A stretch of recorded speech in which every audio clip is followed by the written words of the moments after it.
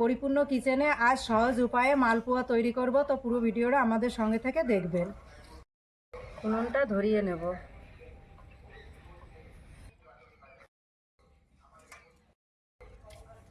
উনুনটা ধরে গেছে, কড়াটা বসিয়ে দেব।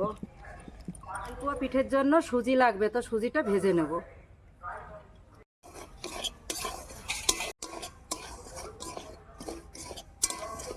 হালকা করে সুজিটা ভেজে নেব, বেশি ভাজবো না। ভাজা হয়ে গেছে, এবার নামিয়ে নেব। জল গরম লাগে, এটা করে নেব। মালপোয়া তৈরির জন্য প্রথমে ময়দা নিয়েছি, এবার সুজিটা ঢেলে দেব, দুধ গুঁড়ো দেব,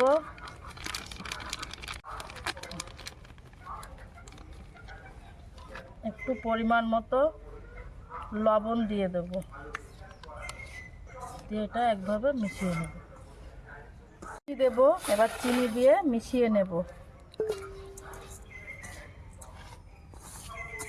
আর কিছুটা গুড় দিয়ে দেব এর মধ্যে।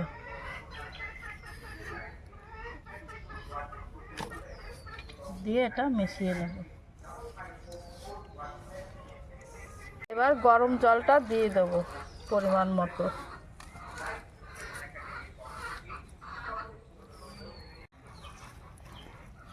এইভাবে ব্যাটারটা তৈরি করে নিয়েছি। এবার মালপোয়াগুলো ভাজা হবে। এবার কড়াতে সাদা তেল দিয়ে দেবো।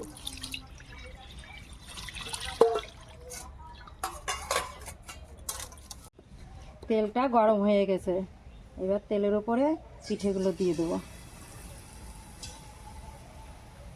সুন্দর গরম হয়েছে তেল।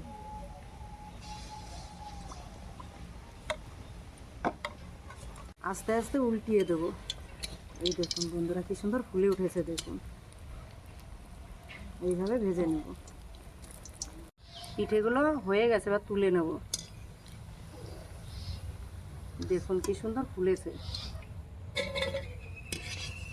এইভাবে সব পিঠেগুলো ভেজে নেব। বন্ধুরা দেখুন, আমার মালপোয়া পিঠেগুলো ভাজা হয়ে গেছে, এবার তুলে নেব। এইভাবে সব পিঠেগুলো ভেজে নিয়েছি।